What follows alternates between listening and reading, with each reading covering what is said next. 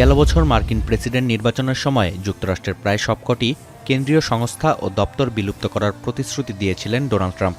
যদিও কংগ্রেসের মাধ্যমে তৈরি ও বার্ষিক অর্থায়ন পাওয়া প্রতিষ্ঠানগুলো বন্ধ করা সহজ কোনো বিষয় ছিল না।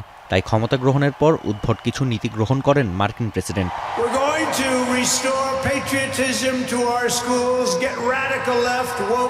প্রথমে কর্মী ছাঁটাইয়ের মাধ্যমে প্রতিষ্ঠানগুলো পক্ষাঘাতগ্রস্ত করা হয়। কার্যক্রম বন্ধের নির্দেশনার পাশাপাশি আগের কাজগুলো যাচাই করা হচ্ছে। ধারণা করা হচ্ছে কফিনের শেষ পেরেক হিসেবে কংগ্রেসের সামনে ভুল ত্রুটি উপস্থাপনের মাধ্যমে সংস্থাগুলোকে বিলুপ্তের আবেদন করা হবে। আর পুরো প্রক্রিয়ায় মাস্টারমাইন্ড হিসেবে কাজ করছেন ট্রাম্পের উপদেষ্টা ও সরকারি সক্ষমতা দফতরের প্রধান Elon Musk. Thank you, Mr. President.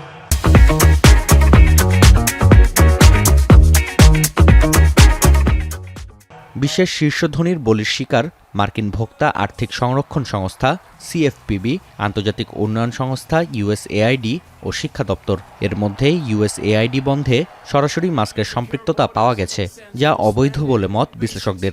He is effectively shutting down an American government agency that requires an act of Congress.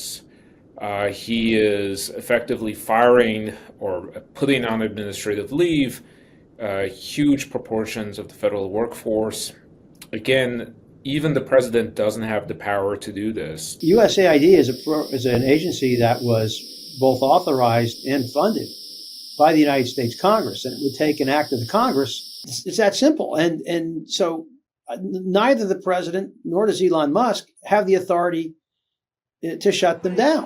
Is the only reason we can now send American astronauts into space. বিশ্লেষকরা বলছেন, billionaire boys ক্লাবের মাধ্যমে পরিচালিত হচ্ছে যুক্তরাষ্ট্রের নির্বাহী বিভাগ, যার বেতন সামলাচ্ছেন ইলন মাস্ক নিজেই। সরকারি সংস্থা ও দপ্তর বন্ধের মাধ্যমে মার্কিন ধনকুবেরের হাতে ক্ষমতা কুক্ষিগত হবার শঙ্কাও রয়েছে।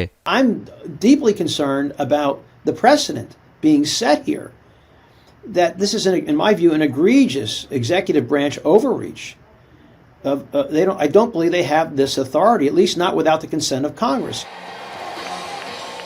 মার্কিন বার্তা সংস্থা সিএনএন-এর প্রতিবেদন বলছে, সরকারি দপ্তর ও সংস্থা বন্ধের সঙ্গে জড়িত থাকায় বিচারের মুখোমুখি হতে পারেন ইলন মাস্ক। তবে এ যাত্রায় উতরে গেলে সামনে আরও ছাঁটাই অপেক্ষা করছে সরকারি কর্মীদের জন্য, এমনটাও আশঙ্কা করা হচ্ছে। নাফিয়া আরমান মনন, এখন বিশ্ব।